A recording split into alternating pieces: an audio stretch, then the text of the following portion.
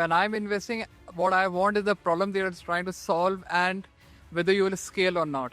And for me, the scale is basically can I visualize a repeatable, scalable model that if you're able to solve, there are many such customers that you'll be able to go after. For any sort of pre-seed founder, it's actually great to go find that super node who's your champion in the ecosystem. And at least to reach large funds like us, that is actually the best route. Every ecosystem has to be branded, and brand ambassadors are very, very critical.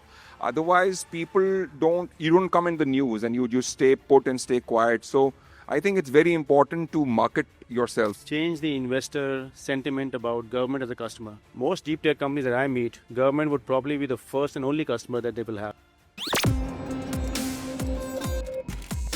A lot of people want to understand how do you get the first check after the coffee you have with the investor. But Vivek, you are a 0 to 1 investor and you actually have taken a lot of bets at very early stages. Tell us, how do you build conviction when you meet the founder without a product, without any market at that point of time? So I think for people like me, the journey starts much before we have the meeting. We already have certain thesis in mind. We keep ourselves informed, and based on that, we are on the lookout for the right founders who would solve that problem. So chances are very high that when we are meeting the founders, we already have a thesis in that domain. And then if we resonate with the founder's vision and what he's trying to do, so that's the bet we take. So at our stage, we are not looking so much at traction or the revenue or the anything like that. It's basically if we have conviction in that space and if we find that we resonate with the founder's vision, we already have a thesis around what he's trying to do, and then we come in at that early stage. We don't have too much to go as far as data is concerned. Okay, so I'm going to now go to Mahavir because I want to bust some of the myths which we have about, not enough entrepreneurship in tier 2 cities. And, Mahavir, you come from Jaipur, and I think Jaipur has probably seen some of the best exits in the ecosystem today, right? So tell us a little bit more of what don't we see or what don't we understand. And you've been in that space for a long time, right? So tell us, how has it evolved? And, where is the kind of exit coming from a city like Jaipur? I am always been professing the fact that the tier 2, tier 3 cities in India have a much better opportunity for startups to be in, with cost of living, quality of life, etc., and overheads being low. But I think Jaipur has been an anomaly because the ecosystem has come together and evolved. TIE started in 2002, Angel in 2011, and we were only investing in Rajasthan-based startups for the first 3-4 years. And then the government picked up from 2015-16 onwards, and now we're still working in sync with each other. And we are getting HNIs and ultra HNIs to convert to investors. We're educating them. We're working with incubators. So I think the ecosystem has to come together. And the fact that it's close to Delhi, very easy to get into and get out of, was one other reason. The other reason I think Jaipur or Rajasthan has inherently is dhanda. We don't worry about the top line as business people. We need to be very secure on what we spend, how we spend. So we are very, very frugal with the fundraisers that have happened in the startups in Rajasthan. We've not gone overboard. The fact that we are sitting put in Jaipur and saving money in itself is a proof to that.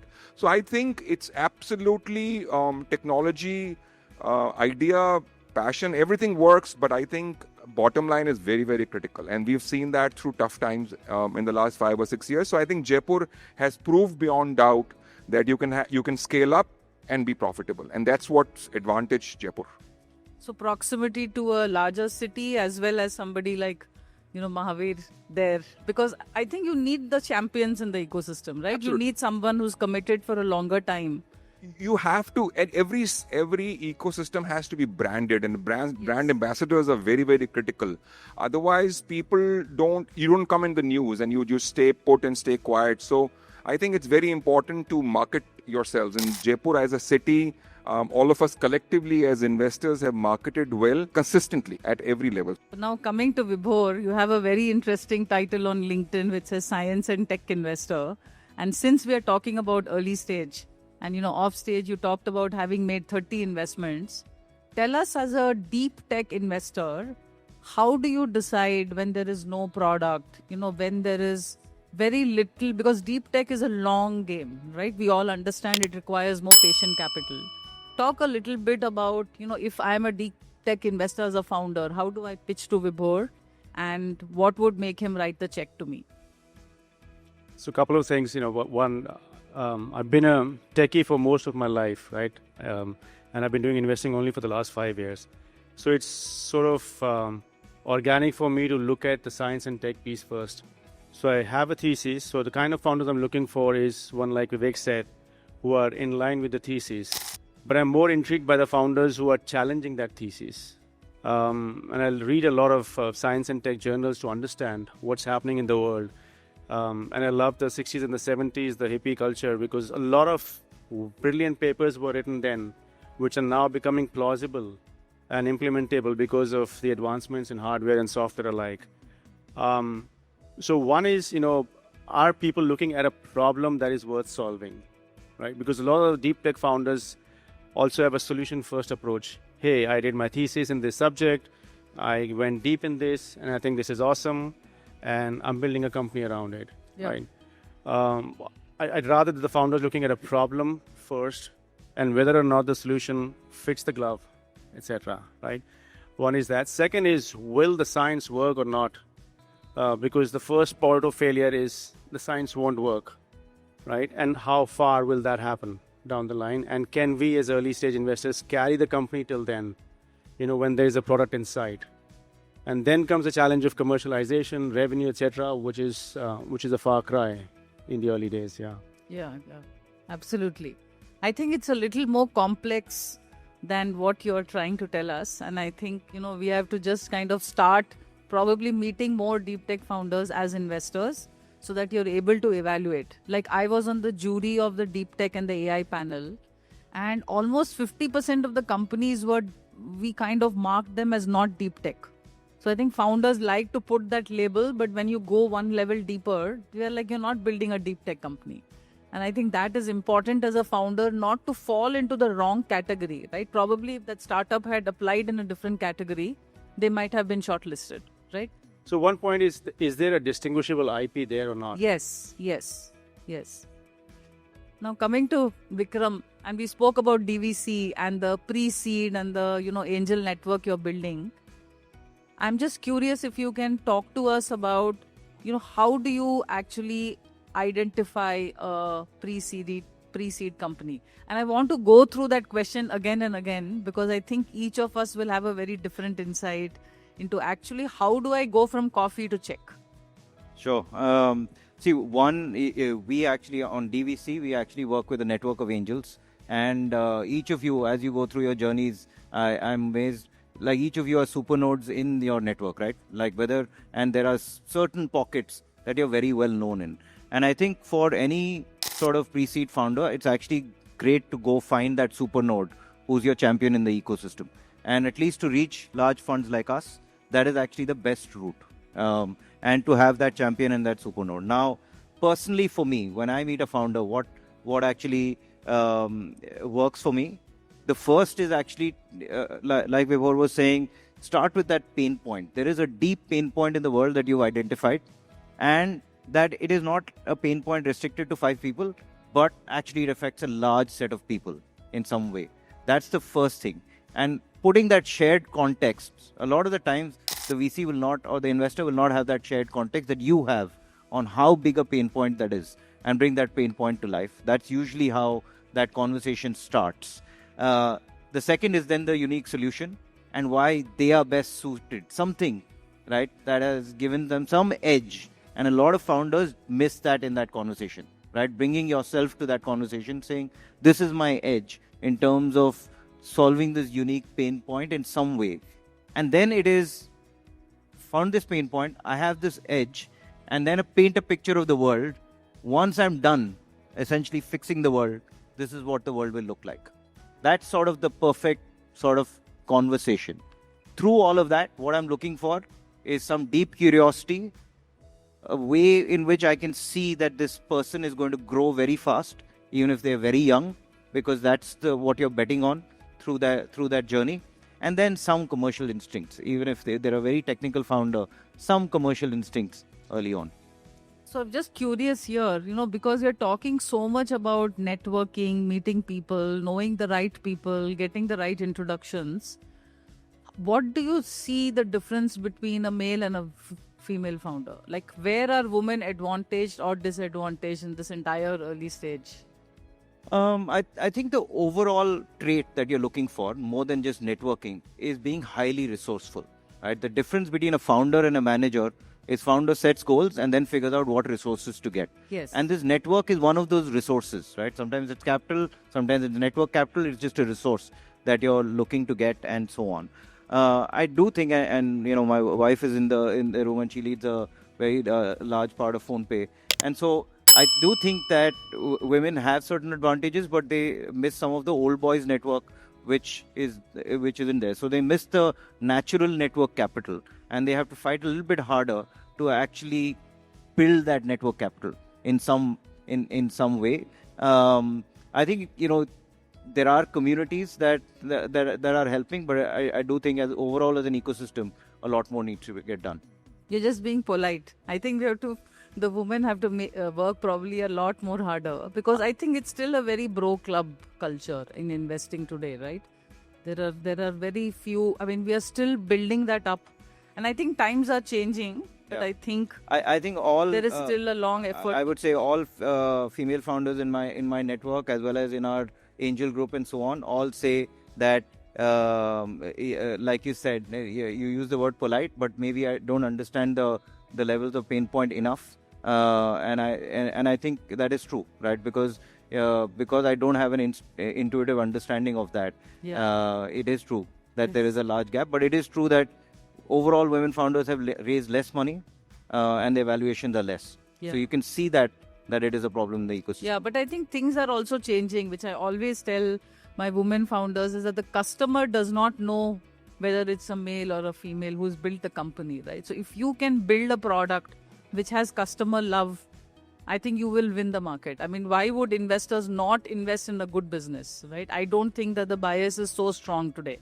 right? So I think it is about focusing on this problem market, problem solution, right? Like, what are you trying to build? How are you building the business? I think, and then eventually you will get the attention. Yeah, so we backed two female founders in the recent past. One is Ruchi, who's the founder of Oxizo, and Romita, who's the founder of Foxtail. I would say they just went out and created that network for themselves. Yes. They did have the advantage of being from some large networks like McKinsey and IIT, but then they just built on that. Absolutely. So Vivek, if I were to come back to you, if a founder is pitching, and if you have to walk away from a conversation, what is that one thing which will just say, this is a red flag and I don't want to do this? See, for me, when I'm investing, what I want is the problem that it's trying to solve and whether you will scale or not. And for me, the scale is basically, can I visualize a repeatable, scalable model that if you're able to solve, there are many such customers that you'll be able to go after.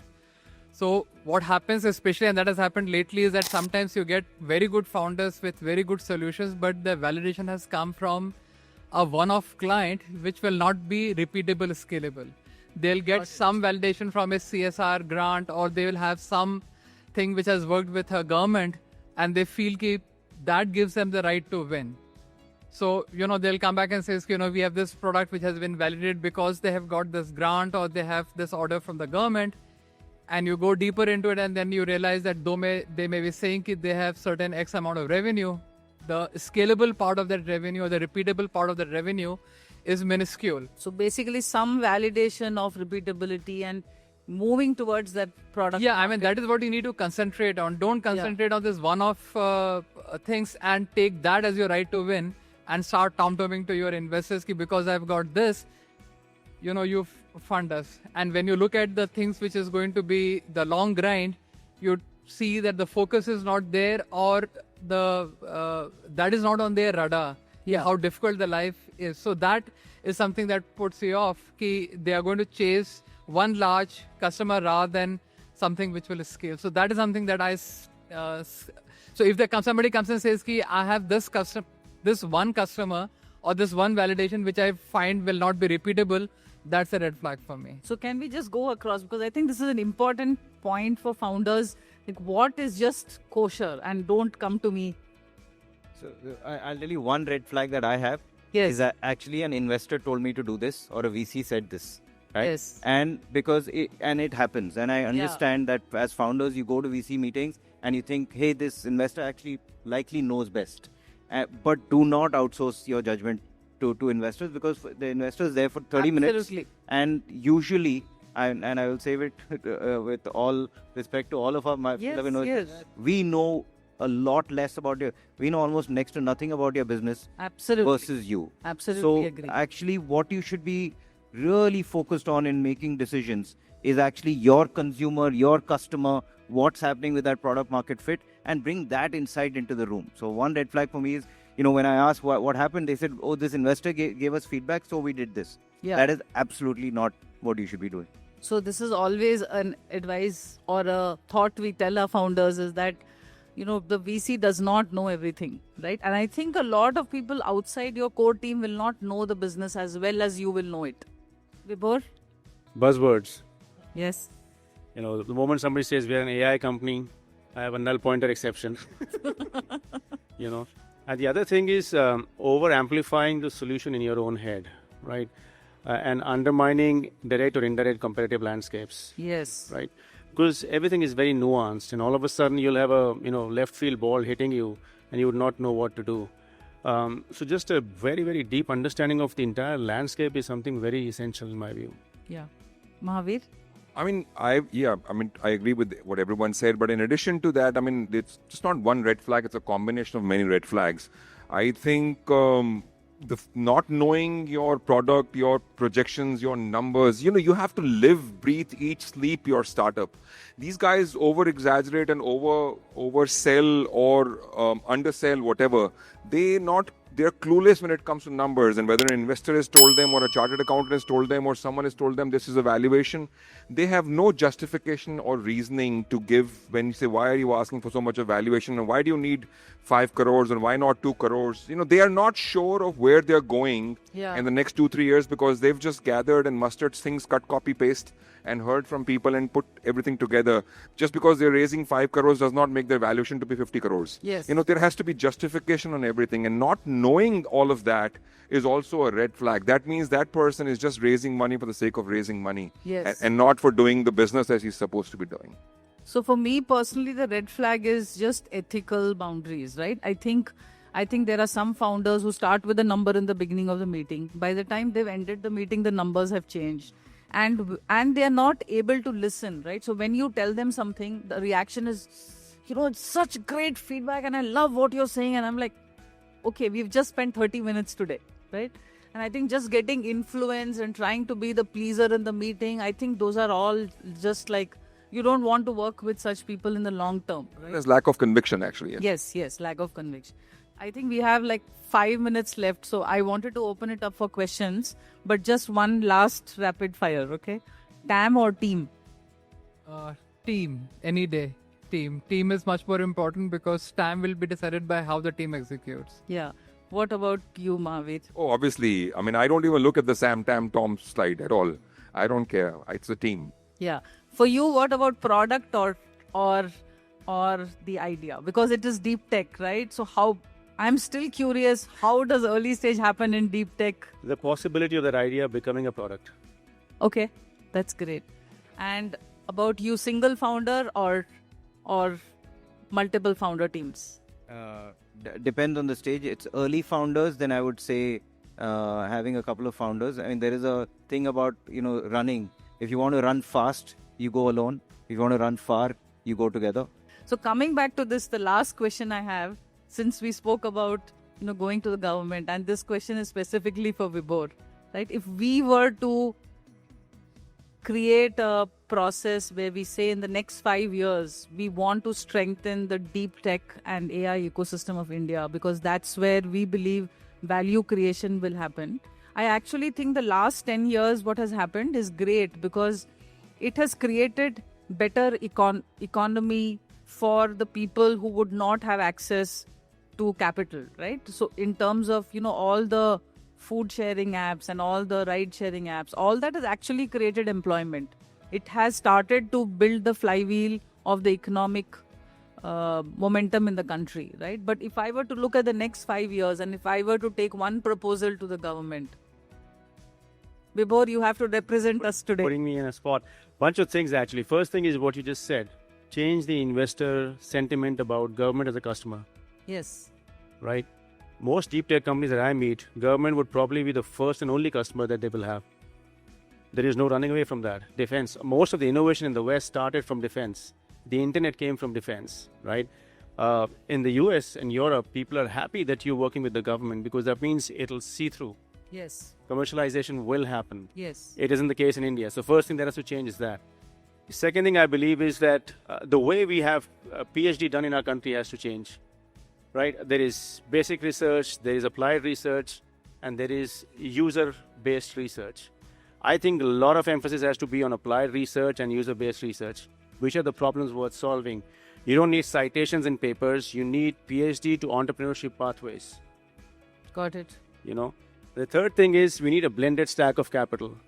If you look at deep tech, Series A and Series B beyond, nobody's picking up these companies for the heavy lifting. Yes. Show me traction, show me, commercialization. If there was any commercialization, they wouldn't need venture capital so much, right? And deep tech is not something like your B2B and B2C, pump in more money and things will happen, right? So therefore, you need a blended stack of capital where you have equity, you have debt, you have MSME kind of loans that the government provides, because these are, again, after a point in time, they will mimic the classic manufacturing paradigm, most of these companies. I mean, top three in my view. And just again an observation, no, because I was on the AI deep tech jury, 30% of the companies were bootstrapped who actually came to us, and they've done pretty good traction, right? So I think there is that momentum building up. But anybody has closing thoughts here on the panel? I share Vibhor's, I would say, historical pessimism on where the government is in terms of as a customer and so on. But we've seen some of this change, right? And I think we are the first investor in Ola Electric, which is essentially started as a EV play, then became a battery play, and so on. I don't think that could have been possible without the debt capital balance sheet. And I think it's very important what Vibhor said. As a founder, you have to think of not just equity funding, but multiple other ways of building your balance sheet in order to go after the opportunity. But then the PLI opportunity showed up. That's what made that entire thing show up, right? So as a founder, to think of these different capital bases, but I do think, I'm not, I used to be there saying government as the last customer, but what I've seen with, for example, the payments ecosystem actually now starting to get all the subsidies on time on a quarterly basis, as well as the EV ecosystem starting to happen, I think some of this is changing. But I also work for an Israeli startup. Everything came out of defense. We don't have that talent density and ecosystem. You have anything to add here? I mean, it might have come out of defense, but drone tech was killed in India because of dependence on government. I think we were lagging behind. Blockchain, with the stigma of crypto, is kind of stuck because of all of these things. And there's so much that blockchain can do. I think I somehow feel that, from land records to birth, death, whatever degrees, there's so much that the government can help enable deep tech, but I don't see that happening for some reason or the other. And that is where, as an early stage investor, I become wary of a startup or a deep tech company that will depend on a government or governments across the world. So it is a challenge. I don't know if these 3 points will help solve it, but a lot of shift has to happen. Anything to add, Vivek? Yes, I work very closely with the incubators at various IITs, from IIT Madras to IIT Kanpur, and now even Plaksha universities. And I think that thing is changing because deep tech, if you're talking about the startups, at the end of the day, the first research has to happen. It's only once you have that, what the fundamental research is there, that will translate into some kind of product. So I think that is changing. I work very closely with IIT Kanpur, and some of the startups there in the deep tech are really interesting. We are working with Plaksha also. We have this center of excellence. They have the concept of grand challenges, which we are where the deep research is going on to identify the right problems and solving that. So that I think the university will have to be a big part of the research, the deep tech ecosystem. Yeah, so just as a closing note, I'm part of the organizing committee of Startup Mahakumbh, and I've seen the immense effort selflessly which everybody has put in, because we believe that this decade belongs to India, right? Absolutely. And it's great that we are having these very difficult conversations and challenging each other instead of, all of us coming and appreciating each other and not talking about the issues that matter. So thank you for all of you for taking the time out. And, it has been a pleasure moderating this session. Thank you, Shah. Thank you, Shant.